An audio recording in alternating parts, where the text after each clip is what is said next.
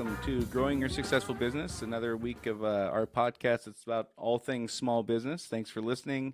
And just a reminder, don't be afraid to tell a friend or a family member or a coworker.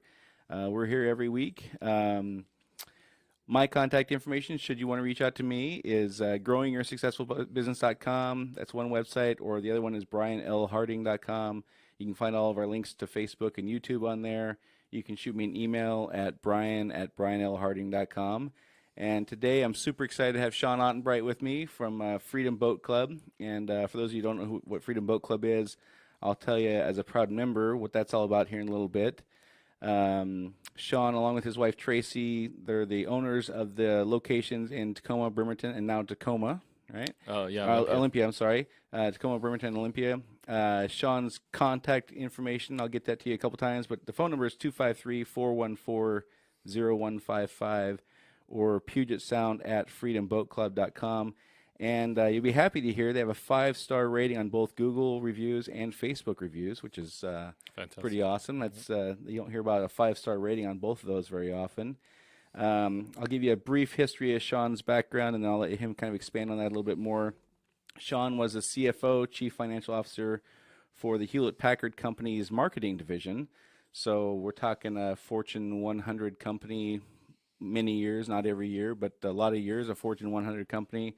So pretty decent credentials there, I would say. Most folks would be pretty impressed by that, myself included. And you kind of had a reputation there for being a hatchet man, if I remember right? You, I did in the last few years. Yeah, because you were there kind of at the tail end of the nasty recession and all that kind of stuff. And I always kind of, whenever I think about that, I always picture them playing the Star Wars Imperial March song when you walk into a room and here comes Dr. Doom and all that good stuff. So before we get to Freedom Boat Club, tell me about your time at Hewlett-Packard. So how did you begin there? What was your start at Hewlett-Packard? Yeah, so I actually, Hewlett-Packard was a client of mine. So I started my career out of university with Ernst & Young, which is an accounting firm. Yeah. Used to do the lotteries in Washington State? Yeah. Well, back in Saskatchewan I started, actually, gotcha. back in Canada. And that was 96 or something like that. So I think they just came out with laptops. So I can't even imagine how they did global, accounting for global companies. With couriers? Yeah, and paper ledgers. And, right. So that was pretty interesting. So that was kind of the start of my career. And I remember getting my first computer and didn't quite know what to do with it. Right. I think you could do a Word program and you AOL, dial up and stuff like that back in college. So that's where I started from, and spent 13 years there. Got up to a senior manager, did a number of different projects overseas. Spent some time in India. So really good, diverse time with Ernst & Young. And during that time, Hewlett-Packard was a client, so I had gone off to do another project for Ernst & Young and got a call from someone at Hewlett-Packard saying, hey, I'm moving on. Would you like to kind of move out of public accounting and into industry? Right. So, took the leap there, and that's happened a couple times in my career. I'm sure we'll talk about the leap out as well. Yeah. I went to Hewlett-Packard and then started there in accounting, and then kind of moved up as was hired specifically to be the hatchet man for a specific purpose, which was to restructure the company and turn it around. So spent 5 years doing that. So I'm really excited for our listeners to have an opportunity to hear you talk, because accounting is one of the core things in running a business that really frightens people. It's scary. Accounting has tons of rules. It's kind of like legal in a sense that it has major implications if you do it right or wrong. But it's one of the things that people are generally the weakest at when they start a business. People generally start a business because they're good at the craft. They're good at making or selling their widgets or their service or whatever. And because they were really good at doing that, they begin their adventure in business ownership. Right. And then all of a sudden they're thrust upon in this world of accounting, and they don't know what they by and large, in my experience with folks, avoid it, oftentimes their own peril, or don't understand it and sub out the functions of understanding it, and kind of rely on people to determine what the health or whatever the company is, and then regurgitate back to them what their advice is. So they kind of subcontract out key decision making, which is probably not always the best case. So it's really interesting to hear from you now as a small business owner yourself, but having a massive, of course, accounting background. I think you're going to have a lot of good stuff for folks. So then you decide after how many years to leave Hewlett-Packard? So I spent, again, I just hired for that specific role. So I spent 5 years. The turnaround plan was 5 years. And the job I was hired for was to come in and streamline, to put it mildly, the marketing department. Really wanted to understand where every dime was spent. You know, we were spending $2 billion a year on marketing. Right. And, had 6,000 people in the department, global company. Yeah. And so we went in there and really tried to identify where every dime was. And at the end of 5 years, we spun off a number of divisions. So Hewlett-Packard was a conglomerate. And at one point, the annual revenue was a $120 billion company. So it was a Fortune 10, when it was... I think the list I looked at last night was like number 7 or something like that. At one point, back in, I would say, 2011, something like that, 12. So we took those 5 divisions and split it into roughly, 5 $20 billion, $30 billion companies. Gotcha. And so that was a 5-year journey to do that.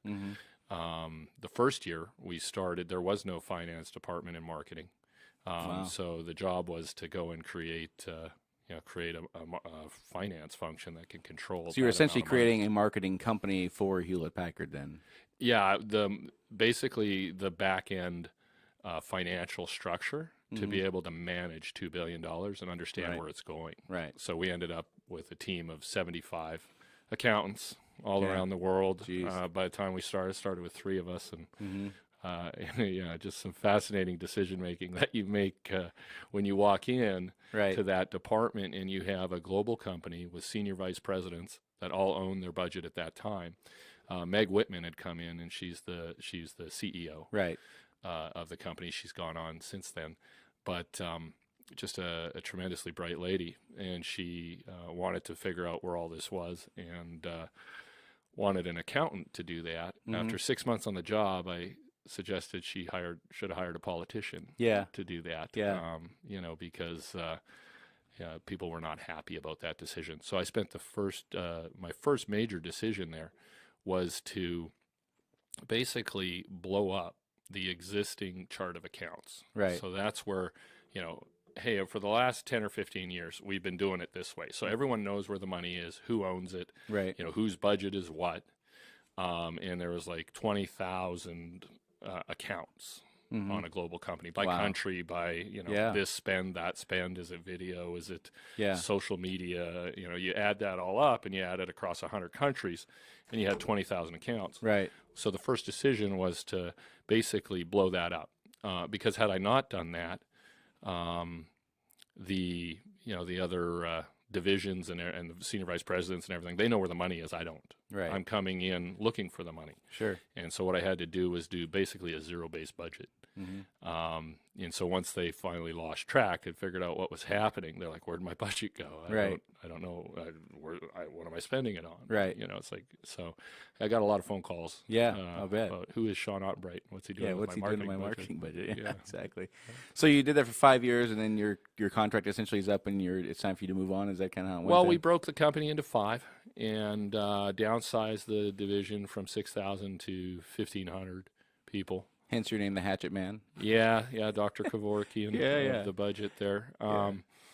But, when the business isn't making money, you got to make some tough decisions. Sure. And so for the health of the rest of the company. Right. So by the time I ended up in the parent company, which was where Meg was, the last division that we had, and I figured after 5 years of that, it was time to go do something else. So took a restructuring package and was able to, have some money there and use that to start a business. I've always wanted to start a business. Sure.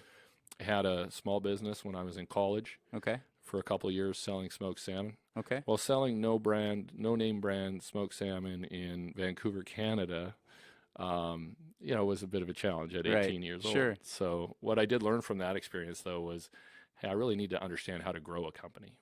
And that's what took me into accounting. Yeah. And so it was time to go back to, what I originally went back to school for, which was I really wanted to start my own business one day. Gotcha. So how did you decide which business to pick? So for you ended up with Freedom Boat Club. What was your process in figuring out what was a good fit for you and your family? Yeah, so it was, I think, like May 25th when I left Hewlett-Packard. Of 2017? Of 2017, Mm-hmm. Yep. And I was looking at franchises, different businesses. I was considering boating, Mm-hmm. as a boating business. I thought I'd start my own. Right. So because you're a captain or a pilot or yeah. So in college I commercial fished. Okay. And I went to University of British Columbia in Vancouver. Spent the summers, 3-4 months a year of the summers, going up and down the coast between Vancouver all the way to Alaska. Okay. Just kind of fell in love with it out there. Yeah. It was a pretty neat experience. Horrible job. Yeah. But good work. I learned some work ethic there Sure. that I carried with me throughout the years. So I was looking at maybe starting a boating business. Had a kind of style of boats I was looking at, and then started looking at franchises. So I picked the Inc. 500 franchise magazine. I was just about done there, shopping for groceries at Safeway, grabbed a couple of magazines, and found that there was a boat club in the magazine, and it was the top 300 out of the 500 franchises. Had a reasonable upfront investment. Right. And I'm like showing my wife, I'm like, there's a franchise here, and it kind of took me down that path. I'm like, I definitely want to. This looks great, and there's nothing on the West Coast in this area. Right. And the real estate, the company's been around for 30 years, and I know the boating in the area, so I'm like, I need to grab this because it's going to go quickly. Right. But, so it was an opportunity where you had no competition essentially in this area. Yep. You're focused more on the South Sound, Tacoma, Bremerton, and Olympia so far. So zero competition. You had some capital to start with from your parachute plan, whatever you want to call that, right?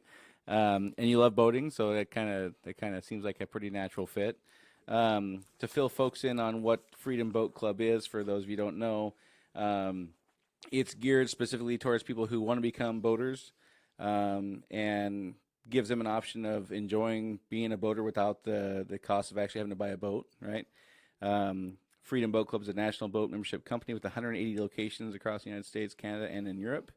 And it allows folks to enjoy being on the water without all the typical hassles of boat ownership. And as a boat owner myself and a Freedom Boat Club member, it's pretty cool to go drop the keys off when you're done on the boat for the day and pay the bill for fuel and see you later, and let you guys take care of the cleaning and maintenance and all that kind of stuff. And just I show up when I'm ready to go on a boat, and I do my thing. I come back and hand the keys, and off I go. That's pretty sweet. And the concept's a lot like a country club. Members pay the initiation fee and then a monthly membership fee, and then they get access to the fleet of boats, and they get reciprocal access to boating places across country, which in like Texas and Florida, there's probably 50 70 of the 180 are in Florida, exactly. Probably, or something like that. So it's cool for people who live here that like to vacation in Florida. You can go over there and take care of that. And you have a wide range of boats, from pontoon boats to fishing boats, cruisers. It's not a one-trick boat club at all, for sure. And one of the things I liked about it was Freedom Boat Club has a requirement for every 10 members you have to have a new boat. So as your membership grows, you're required to buy a new boat. So it's not one of those things where when you join the membership, there's all kinds of room for using it, and then as it grows, it gets harder and harder to use. So it's really cool that you guys have that. And one of the other things that's really cool about it is you guys teach people how to be boaters. You have all the unlimited training, and that's part of the membership. You don't charge for that. Having been through the training, it's been really good. And since you guys started in August of 2017, shortly after you left HP, then you added 2 more locations, one in Bremerton and one in Olympia. So you guys now have 19 boats altogether. So you guys are like growing like mad, which is fantastic. So that's a little bit about Freedom Boat Club. Yeah. Right? Is there anything I left out there? No, that was pretty comprehensive. Okay. All right. So you left Hewlett-Packard then in May, and you find this thing in a magazine, and you decide to go the Freedom Boat Club route. And now you've been in business for a couple of years. So kind of take us through your journey. What are some things? I'm really curious to find out, having left a Fortune 100 company I imagine that having the kind of role you had there and the title and the, you're talking to the CEO of HP. I imagine that just human nature, you felt pretty confident about a lot of things, and a couple of things probably smacked you in the head that you didn't see coming, and and things that you expected to be pretty simple given your background, and then all of a sudden you're like, holy crap, this is not nearly as easy as I expected it to be. Given my extensive background, I should have seen this coming, or I should have known better, or whatever. So I'm really curious to hear kind of those things as you go through your journey. So take us through it, man. What are some of the things that you've encountered that are noteworthy in your 2 years so far with rapid growth? Yeah.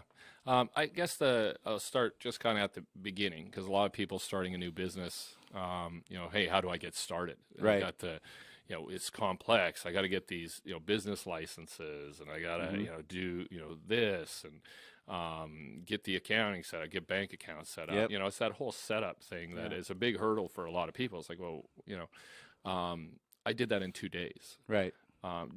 So it can be a hurdle mentally, but there's just a few simple steps in terms of, registering a company, setting up a company name, setting up some bank accounts, and really getting started. So folks kind of look at that administrative aspect of it, which is where my background was. Right. So I'm not saying everyone's going to do it in 2 days, but it's not as hard. That part of it is not as hard as I've seen and talked to a lot of new business owners and tend to get stuck a little bit. Yeah, and I think that a large part of that is, again, because most people who are starting a business are coming from the industry they're starting the business in, and they just decide they're going to sell their widgets, and I'm just going to start selling widgets, and then they don't understand all of the behind-the-scenes things that go into making you a legal entity to do that, and all the requirements for the state and registering, and how the banking rules work, and all the legal things. And what an operating agreement? What's an operating agreement? Right. Why do I have to have that? And what do you mean I need to have a buy-sell agreement? And just all those things that have nothing to do with your business, but are all key components of being in business.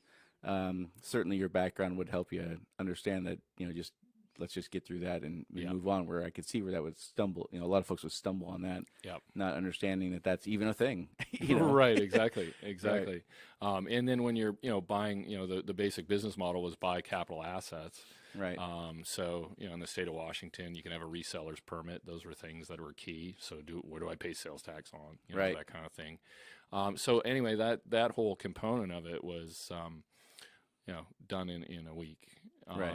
And then from the day that I saw it in a magazine to the day we opened was 11 weeks. Oh, wow. And so that included going to Florida to do the training, signing a franchise agreement, buying boats, getting a marina. I mean, it just rapidly happened. Yeah. And I think in the history of Freedom Boat Club, that was the fastest. Yeah, I would imagine that's pretty quick. Club ever to open. Sure. From, hey, I saw it in a magazine. Yeah. So that was kind of neat. So at this time, so there's for me, just being kind of the paranoid type that I am, but also a person who has had some success gambling and starting a business and things like that. In the decision to get a boating franchise in Western Washington, where there's zero competition essentially in your area, on one hand, it's a massive opportunity. On the other hand, the pessimistic side of me would say, well, if there's nothing here, there must be a reason there's nothing here. Was that part of any consideration that you thought about it? I mean, I would be excited about the prospect of doing it, but I would also be wondering, well, why hasn't somebody else done this if it's such a great opportunity? Right. Was that a factor in anything in your thinking at all? Yeah. No, I mean, there's a concern there, but I had spent so many years boating in this area. And, I had owned a private boat in a 36-foot in Gig Harbor. And, if I was moving to somewhere where I didn't know. Sure. Even in hindsight, so I didn't know at the time. So, there was some concern about that. Yeah. But having a knowledge of the boating area, the outdoor lifestyle around here, people like to get out. And the fact that, there's no other options. There's no rental options. It's very limited because of the way the insurance industry works now in boating. So it's difficult to rent anything. So other than buying, there was really no alternative. And then the other thing I liked about the business model is the numbers actually made a lot of sense in terms of having a subscription model. It's something that builds over time. Yep. It does take time to build that into a profitable business. Sure. But there was a good, clear trajectory. They allowed me to talk to any franchisees that I wanted to talk to. So I got an opportunity to interview a lot of other owners, get their understanding. But it was a leap at the end of the day. Yeah, it was, of course. It was still a leap. Yeah. And particularly having a set of golden handcuffs, in terms of walking away from a salary. Right. The biggest shocker for me has been healthcare. Right. As a small business, I've never worried about it for 25 years, and all of a sudden, it's a real thing. It's a real thing. It's a big check you got to write. Yeah. Exactly. So that was how we got started.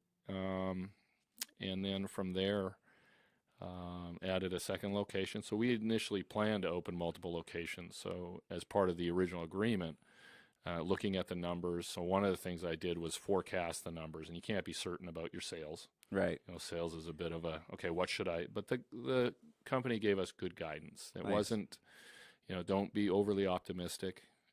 Right. Per location, add this many per year. And the numbers have kind of panned out, which is nice. Yeah. It's nice. We had the second location, and then now the third this year. So does and I know some folks who have purchased franchises and are super excited about it, and I know some folks who have been franchisees and are not so excited about it. There's definitely pros and cons. One of the massive pros is they give you the blueprint, they give you the roadmap, and one of the massive cons is in that once you establish yourself, you're kind of running your own business, but you pay that residual forever. Right. And some folks kind of begin to think, well, I've kind of paid for my education and now this is mine, and I'm not really taking that education in so much, but I'm still writing a 2% check or 5% check or whatever it is at the end of the month.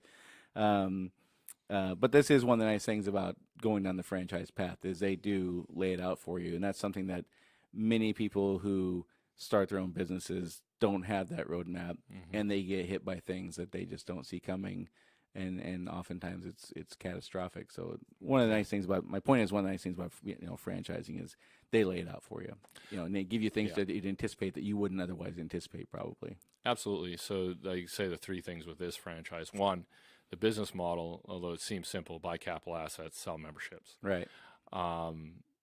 Tends to be a little more complicated than that because of that requirement to add another boat every time you add 10 members. Yeah. Right. So it's this step function. Yeah. You just get there and then now add another one, add another one, add another one. Right. But it's what keeps it growing because people can get an access to a boat. Right. So I don't know that I would have figured that out. The pricing model would have been who knows? Yeah, sales and complete marketing. wag. Yeah, absolutely. Sales and marketing with the technology they give you. Sales and particularly direct sales to the consumer, an end consumer. Sales and marketing without the technology, the CRM systems, that was not something that I had experience with, and without that. I did look at kind of build versus buy a franchise, and ultimately it came down to my wife Tracy saying, "You need someone that you could pick up the phone and call." Right. You're used to being in a giant corporation, and if you're just there by yourself designing reservation systems with some offshore, support, trying to build some sort of you'll spend years just trying to do that. Sure, absolutely. And she was right. So it's been fun to work with a lot of other franchise owners. It's a fun business. Right. But you're absolutely right. I mean, as the franchises get bigger, they start to write the bigger checks. And the neat thing about this one, though, is that we offer reciprocal access, which binds us all together. Right. If a member from here goes to Florida, the Florida franchise doesn't make any money. Yeah. But it just keeps continuing to grow the whole thing. So and word of mouth advertising, absolutely. Yeah. So you get through the paperwork, you get through the beginning parts of the franchising. What's next for you then? What are some other things you encountered that you maybe didn't expect to or didn't quite go your way? Yeah. One of the things that I did was I was overly concerned about being able to do the operations. I knew I need to understand how to run the club, so I opened in August, which is the tail end of the boating season. Yeah, it makes looking back, from an outsider, in Washington, knowing that you got a month and a half of boating season left. Yeah. Why in the world would you start in August? Why wouldn't you start it in January, February, and kind of get the momentum, and then around May when you hit the real start of the boating season, you kind of got things going. Right. It does look counter, but I can also put myself in that situation back then and say, who's to say it's going to take you 6 weeks or 6 months to get up and running? Maybe right. If you started in January, you might have been 3 months late. Now you're a year and a half out instead of being 6 months right. too early or 3 months too early. Right. Yeah. No. Exactly. And so I over rotated on. I want to really get the operations in place. I want to figure out how to do this. That'll give me some time. It's not going to be as busy. And then the reality of it was largely a tax strategy. So I did get most of my, I was paying a lot in taxes. Right. So I was able to. You had to whittle that number down as much as you could in 2017. Get it all. That covered my startup costs. Yeah, so, my operating loss was covered by, the fact that, I depreciated the boats and got a lot of the taxes back. And this is one of the things for folks who kind of put accounting on the back burner and minimize the impact and the importance of it in a business. Is tax strategy is a real thing, and it can have massive implications, good or bad. Mm-hmm. And if you're not aware of those things, even know the implications they can have, you're probably not making good choices that are going to cost you tens or more thousands of dollars in a year or several years because you're not taking that into consideration. And if it was, if you had your tax liability as a line item on your P&L, mm-hmm. And you could say, like, you looked at percentage of revenue of marketing or labor or whatever, people would probably change their thinking a little bit more. But it's kind of an abstract thing that just kind of hangs out there. It's not necessarily something you can just point out on a P&L and have a, understand your, connecting the dots to your 5-year plan or 1-year plan or whatever. Right. Can be a little trickier for that. So it's something people have to be mindful of, but there's nothing to remind you to be mindful of it. Right. Yeah. So that's it's kind of a tricky thing. Yeah. Yeah. No. It's interesting with larger companies. It becomes the accounting for that is actually pretty complex because you get all these deferred tax assets. And if I was really doing my books, to the level of a corporate set of books, you can track your marginal tax rates and stuff like that. Yeah. So for large companies, but it's super complex. So in that scenario, you bring up a great point, Brian, because what is your actual tax rate, and then that's something that a CPA can help you with. Right. Towards the end of the year, but keeping it more front of mind as you're going forward. So I had another franchise owner call me, and he doesn't have he's just an amazing salesperson. Yeah. So that's how he got into opening a Freedom Boat Club. Right. He's a good salesperson, and he actually was a salesperson for the club. Yeah. In Florida. And that's kind of one thing. One of my thoughts was as you were talking about all this accounting stuff and how you your plant, in part of your first year startup 6 months maybe or 4 months earlier than probably most folks would have. You were looking at it from an accounting standpoint. Accounting is obviously your strength, and you mentioned sales a few minutes ago. And I imagine that with a strong accounting background, sales is probably not your strength. You're probably not on the same level of sales as you are accounting. Or if you are, you're like a unicorn. There's not very many folks in this world that are equally good at sales and accounting. There's plenty of folks who are equally bad at sales and accounting. Right. There's not a whole lot of folks who are really good at being a accounting kind of person and really good with people and schmoozing and sales and all that kind of stuff. Yep. Is that kind of true for you, or would you say you're kind of a 10 at both of those? I would definitely not say I'm a 10 at both of those. But I would say that I've improved, on the sales side from probably a 2, to a 7. To a 7.5. Yeah, 7.5. Yeah, and a lot of that was the training. One of the things I credit to just improving, and that's interesting because it's your strengths and weaknesses. Right. What do you focus on and not over rotating on what you know well and trying to improve in other areas or hire, for that position. And in my experience with helping folks in their own businesses and things like that, once people recognize I'm not a good salesman, the logical next step is then I'm going to hire a good salesperson. And the problem with that is managing an outside salesperson, in my experience, is the most difficult job there is. Being an outside salesperson is not necessarily all that hard if you're a good salesperson, but managing that person is extremely difficult. And then if you're not a good salesperson yourself, and you don't know what the expectation should be, and you don't know what the process should be, and you don't know what the results should be, and you don't know what it's like to be in the sales world, it's nearly impossible. How could you possibly manage a person? You can't do that job. Yeah. And so for folks who are in this situation where they're good at the operations side or the accounting side or whatever, they're not good at the sales side, they've got a real problem there because you need to hire a person, but you are not a good person to manage the person you have to hire. And what in the hell do you do then? Right. So thankfully, Freedom Boat Club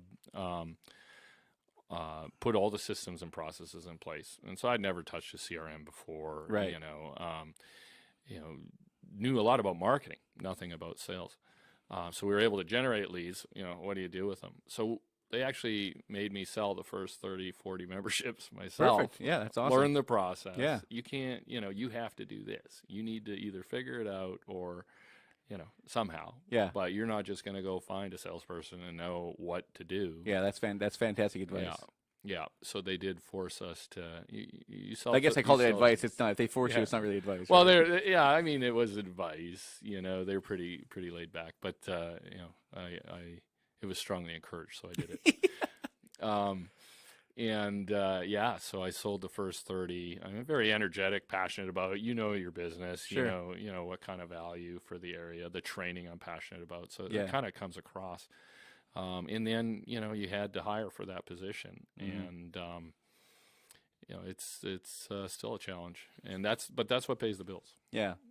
Yeah, and so on top of I keep going back to the outside sales thing because it is one of the things that I coach folks on the most, and it is one of the most challenging because when you hire somebody, first of all, again, you're not very well equipped generally to be the manager of that person. But then you're looking at 6 to 12 months to figure out the person you hired is productive or not. Mm-hmm. It takes 90 days to train. It takes 90 days to fill a pipeline to even begin filling leads. And you're 6 months in before they even kind of get equipped procedurally, know the product, and have a pipeline full to see if they even begin converting. You're 6 months in before you can even start measuring their conversion rate and their success rate. And then you need to give them probably 3 to 6 months to figure out, once you start measuring those things, how to make improvements if necessary or whatever. So you're looking at, depending on the industry, you're looking at a $60,000 to $100,000 investment per time you hire somebody. That's not a small number to play with when you're just starting out or a year or two old. And so not only is this a complicated problem for folks to have, it can be a make or break problem for folks to have. It's absolutely essential to have that right sales process in place, and the right person. Yeah, and we've been fortunate. We've gotten a good salesperson. Didn't start out as had sales in the background, and then had some marketing background and stuff, but really well-rounded. And for our business at the time was a good fit. Yeah. So, but at the same time, I recall we had this conversation before. Yeah. And one of your advice was, as an owner, you can't let go of the sales. Right. And so, in fact, when it's a difference of 3 or 4 or 5 more sales a month, that makes a huge difference at the end of the year. Yeah.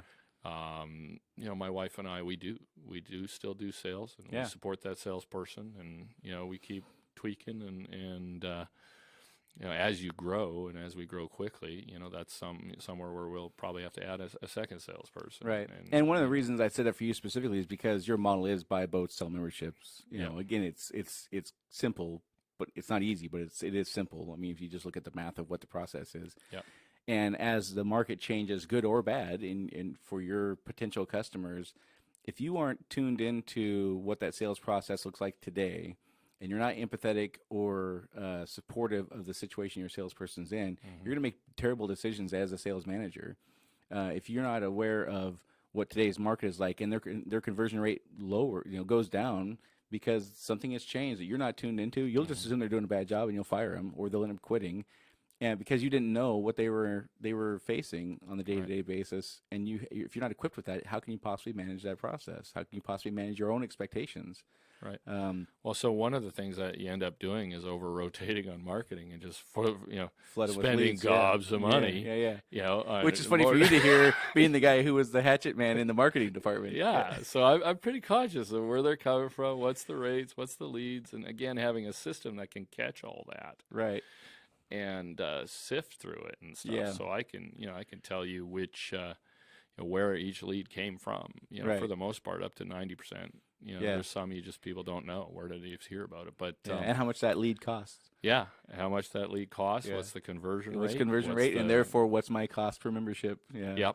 And again, that's something that for most folks in most industries, in most situations that don't have an accounting background, don't have a numbers kind of background, I don't think they understand why you would even track that. And if you're not tracking that information, and you are spending a lot of money in marketing, it's critical, that do you understand what that lead costs you?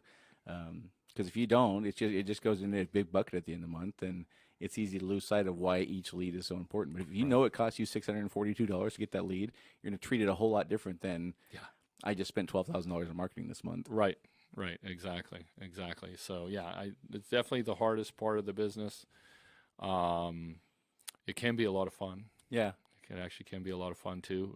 We sell a product where people come in, they're excited to join, they get the training, and they're out there with their families. So it's pretty rewarding. But they all come in a little skeptical. Yeah, of course. It's like is this a real thing? It sounds too good to be true. Yeah. Well, in today's world, we've all been burned by things that sound too good to be true, and they in fact are. So it's just kind of, we're all kind of being. We're developing calluses on that part of our psyche to kind of be prepared to be let down. So and I'm really envious to, coming from an industry where when people call us, it's like going to the dentist. You don't if you're calling a plumber because you got a basement full of sewage, it's not a super exciting time to reach out and make a phone call. We're calling you and saying, hey, the weather looks like it's gonna be 78 degrees on Sunday. I want a boat, man. This is gonna be awesome. That I'm pretty envious of that situation of having customers looking forward to calling you. No, it's neat. I do like that part of it for sure. Yeah. So what other kind of stuff have you encountered making a switch from massive corporations to small business ownership that you didn't anticipate, or have been life lessons along the way? I've always worked a lot. So even as your responsibility grows in a corporation, and looked around at the time, this is part of why I wanted to open my own business was, you look around and, there's a lot of folks in, 60, and I'm getting up there. I'm not there yet, but I'm getting up there. And what are you, 50-ish? 46. 46, all right. Yeah. Looking around, people stressed and not enjoying, so at that time I wanted to open my own business. At some point, it seemed like the right time to do it. Right. But it is a lot of work. So that part of it hasn't changed. And that's another conversation you and I had before about, how did that first 3 years feel? 4 years, it's a lot. Sucked. It sucked a lot. Working all the time, all the time. And the way I look at it, or the way I discuss it, with members and stuff like that, is it's my job to take care of your recreational time. Right. It's a value commodity that people have, and I take that commitment seriously. And then at the same time, I got to make sure these boats are running, the operations side of it, the people, the dock support, the customer service, and scaling so quickly, and just trying to stay on top of all of it at once. So that, I think, is don't underestimate how much time it's going to take to. No, there's no question. If you're going to start your own business, it's pretty easy math to look at it and say, this next 3 to 4 years, I'm not going to have a life outside of this. Yeah, and the hope being, I'm going to make this massive investment now and get a pretty good return later, where things will balance out for a while, and then the pendulum will swing the other way, and I got more free time than the average guy, or the average citizen, or whatever, average employee. But that first 3 to 4 years, the scale is not even close. I mean, it's tipped so far out of whack. I chuckle when I talk to folks who are 18 months in to 36 months in, and I hear the term work home balance or life balance. I just say if you're having that conversation, with yourself internally or externally, either stop that conversation entirely or go do something else. Right. Because there's no room for that in this phase. Mm-hmm. Yeah, and and I invested 25 years into my career and built that up to, if you think about it like a business, hey, pretty good annual revenue return. Yeah. But that was a huge time investment too. So you're right. The objective here is to build something that, 4 or 5 years down the road, I've got an asset there that I've built. Sure. I did it for companies before, but now I own that asset. Right. And long term, I do have a little more free time or retirement or something to pass on to the kids. And so. So you kind of went through the lessons the first year, the timing and the sales process, which wasn't your strength. The beginning of the second year rolls around. What are some of the challenges you faced then? Beginning of second year was opening a new location. So you add a second location. It's not twice the work. It's 4 times the work. Yep. But you're doing that because you had reasonable success, at least on the first one. So you've got to feel pretty good about opening a second one. You kind of know what it's going to take. Yep. You've kind of been down this road recently. You haven't forgotten what it took a year ago. Yep. But so now you have second location. You're 4 times the work, right, and not 4 times the return. Right. No, you got to build the revenue. 40% of the return probably instead of 100% of the return. Yeah. And it's this is a scale business. It works great at scale. Yeah. And so the faster you scale that business, you're going to have challenges along the way to do that. But the more geography, people like to boat next to their house. Yeah. They don't want to drive for 2 hours to get to the boat. Yep. I may as well buy one. Yep. So the more locations you have, the more value it adds to people. Right. You got another location, you can head out of Bremerton instead of heading out of Tacoma, go over to Seattle. And so just the market concept of that was what was really underpinning that. Right. And, so that was part of it there. And then getting up to 10 boats, getting a little more serious on maintenance, fast forward to year 3 and a third location, 19 boats. And, it goes from this is in my head or in my operations manager's head to we need written procedures, we need processes, we need the right people, the training. So it's another dynamic again now with a third location. It's not again another double the work. It's 6 times the work. Yeah. And everything starts to become more formalized. Yeah. And that's really neat to see. Because that gets me back to where you're in a corporation and there's processes and right. Things kind of people know what to do. Well, you have to build all that. Yeah. And one of the things that's key in this phase, especially when you have multiple locations, is you can only be in one place at one time, and you can only communicate with 2 people at one time, the person you're standing next to and the person you're on the phone with. So now with 3 locations, there's at least one that has to be able to run successfully without you being there or being immediately involved. And you have to begin turning over your baby to somebody. And for some folks, having the trust and the ability to turn that over to somebody else is unimaginable. It's really, really a challenge for a lot of folks to take a key component of responsibility and say, okay, I'm handing this to this person to take care of. And how do you do with that? Some folks really struggle with that. Some folks it's no big deal and it's just a piece of cake. But I think for most folks, they want to maintain control of that because it is their entire livelihood invested in it. Right. You are literally you have a babysitter there for your child that you're handing. It's very similar to that kind of a scenario. Yeah. How do you deal with that? Is that something you struggle with or no? I don't struggle with it from a concept of having someone else do it, but will they do it to the same level? Right. No. That's a pretty easy answer. No. Yeah. So the way we manage that is, again, we started to put in procedures, expectations. I mean, just hiring people for seasonal type jobs and trying to get them trained is months. It's a nightmare. It's months of work, and then find someone who can drive a boat. Right. So you got to teach them to drive a boat. You got to teach them to do this. You got to teach them about the safety. These are things that we need these people to know to be able to communicate with members. Right. At the end of the day, it's the members that we're taking care of. So one of the eye openers this year for me was I've spent a lot more time on the dock. Yeah. Down with the frontline employees. Right. So I don't have to be in that location all the time, but getting to know the people that are in that location. Yeah. What are they doing? Yeah. And why are they doing it? Yeah. Having another way you can manage some of that is having call rail or something like that, recording the inbound calls and stuff. So periodically being able to hear what the customer's hearing, what the prospect's hearing. Yeah. Does that sound like things are going okay? So there's ways that you can still keep tabs on what's going on and make sure that it's meeting that level of service without having to be there 24/7. And you bring up a great point there.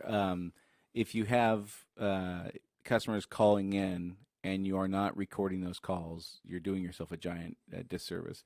And in anything that you have employees or even peers doing, if you're a manager or whatever, people behave entirely differently when they know that somebody is paying attention to what they're doing. So if you have a person who's answering phone calls and in a inside sales kind of role or something like that, and you're not monitoring those calls and doing coaching with them weekly, monthly, whatever, they're going to behave entirely differently than if they know that you're going to be listening to even a random sampling of those calls. Yeah. And so if that's a key component of your business and you're not listening to that, you're killing yourself. You have no idea what's going on. Yeah. Right. And like you said, you can't be everywhere. Right. So and your customer, you could be chasing customers away. Those leads you paid $642 for, right. You could be chasing them away and not even knowing it. And then you're beating up the salesperson who may not even be at fault for doing anything wrong, and you just don't know. And and again, just people behave differently. A saying I heard a million years ago, and kind of a Six Sigma or Kaizen kind of thing, was you have to inspect what you expect, and if you don't, you're going to get an entirely different result. That's great advice, is to be tuning into those calls once in a while and listening to what's really going on. Yep. So we're just about out of time here. A couple things I want to ask you with your pretty extensive accounting background. For folks who again aren't, accounting is not their strength, they don't understand it, they don't like it, whatever. Give us, what are three basic fundamentals people can start with if they don't know a lot about accounting? What are two or three, or one thing? Just give us some ideas on what to key into in the accounting side, or what to focus on educating your, if you're not going to go to school to become a CPA, which I wouldn't recommend for most folks. Not at all, what's one piece of it you need to really focus in on to make good decisions if you're a business? Yeah, I would say a lot of people focus on the bank account, right? So do I have money in the bank or not? Yeah. When you're first starting. Right. You could have money in the bank today, but do you know that it'll be there next month? Right. You're not going to know that without a set of financial statements. Yeah. Okay. And each financial statement has its own purpose. Mm-hmm. So a lot of people will understand a P&L or a profit and loss statement, that is a statement that says, okay, here's the revenue that I brought in. Here's the cost or the expenses. Mm-hmm. So here's my payroll, here's my rent, here's all the other things. Maybe it's the cost of the item if you're selling a good. Right. Here's what I bought it for. Here's the margin that I make on it. Yep. So you have cost of goods sold. So just understanding, the financial statements, and there's ways to, there's a book you can get on that to understand what is a profit and loss statement. What can I expect to see from that? What is a balance sheet? Because a lot of times I'll get calls from other, even, boat club owners or other business people. And it's like, my CPA said that, the boat payments are on the balance sheet. What's that mean? I can't see it. It looks like I'm making money, but, I look at my bank account. And so then I explain the fact that you have, we finance the boats and the interest expenses in your P&L. Yeah. But the principal payments are on the balance sheet. So go over and look over here in the reduction that month in your liability, for boat payments. And that's where you see the other part of it. So just understanding unique to your business, depending on what that business is, really understanding the business model, and then how does that translate into this profit and loss statement and the balance sheet. Yeah. And the third thing is the statement of cash flows. And I find that people find that the most hard to understand. Yeah. Well, it's the most complicated for sure. If you're starting from zero to learn accounting, it's the cash flow statement is by far the hardest one to get to a reasonable understanding of. Yeah. Yeah. And that's the one that is it's funny because it is the hardest one to understand, but it's the one that people really are asking. That's the question they're asking. I got this much in the bank now. How much is going to be in the bank next month? Right. It's only by understanding the statement of cash flows that you can actually project that forward, which is the most complicated. Right. So it sounds like one of the things you would recommend for folks is getting a grasp of some kind of cash flow analysis or forecasting tool to understand where you're going to be next month, because you don't want to be at the end of the month and have $148,000 in bills due, and you've got $62,000 in your checking account, and A, not having the money to pay the bills is a massive problem, but B, not understanding how you got there is probably a bigger problem, right? And I think that's probably a real thing for most business owners is unless you have a model like a franchise or something like that to follow, that's probably a real thing is not understanding how you got there. And one of the things you said that's I think is key earlier when we first started talking was, as a business owner, you have to understand that your role, first of all, you have a million roles now, but one of them is to force yourself to take time away from the day-to-day stuff to educate yourself on these other things, strategize, plan, create your vision, all that kind of stuff. And how in the world do you find time for that? You're already working 60 hours a week doing the making and selling the widgets, and then doing the accounting at night and the invoicing at night and all that kind of stuff. Right. Where in the world do you find time to spend 5 hours a week planning and figuring out cash flow statements? I mean, it's just because it's not a right now emergency thing. People I think just tend to push that stuff off. But that is probably one of the most critical things you got to be doing. And so, that's probably by and large. I scheduled it. That's what I did. I knew that I'm going to over rotate. I like the strategy part of it, but it's just not in enough hours in the day. Yeah. So what I did was join a group of actually the franchise provider is Freedom Boat Club owners. Yeah. So 20 of us get together 3 times a year, monthly submit our numbers. We're able to compare our numbers across each other. How are we performing? Right. How many memberships did you sell? What's the best idea? We have this little contest. What's the best idea? Yeah. And everyone puts some money in the pot each meeting 3 times a year, see who comes up with the best idea. But it's just the fact that we're generating ideas. And here's some new stuff. Here's what I've been thinking. Here's what I've been struggling with. And you can do that in, I think something like even listening to this podcast. Right. Talking with other business owners, the experience I've gotten, the people I've met at Ignite U, and, other networking groups, and just getting to know other business owners, part of the chambers. It doesn't have to be a 20 group, but, it's a group of, other business owners that you can sit down with and say, learn something. No, I would definitely I can't imagine there's any industry where there isn't an industry association that's across the country where you can't get together with people annually or quarterly or monthly via Zoom meeting or something like that, and just and each bring in your own strengths to the table. And so I would recommend for anybody join an industry association to help you kind of get through that stuff for sure. So you started 2 years ago. You're off to a rocket start. You have 129 members now. Is that right? Yeah, somewhere in that neighborhood. Less than 2 years. That's pretty phenomenal, I'd say. That's because we're not talking about a mortgage payment here, but it's not $40 a month either that you're selling memberships for. Right. So I think that's pretty remarkable. What do you attribute that part to? So you've had success in that area. What's your secret on that, you think? I think it's a good business model. We offer a good product. We did buy boats that are good for the area. Right. You're not just a bunch of, low end.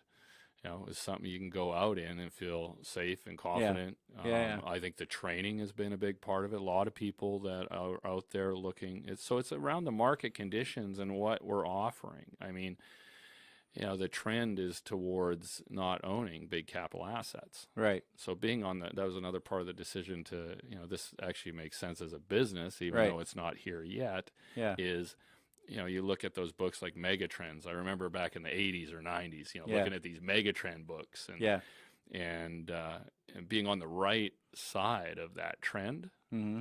For future growth, and looking at when I started we had 115 locations.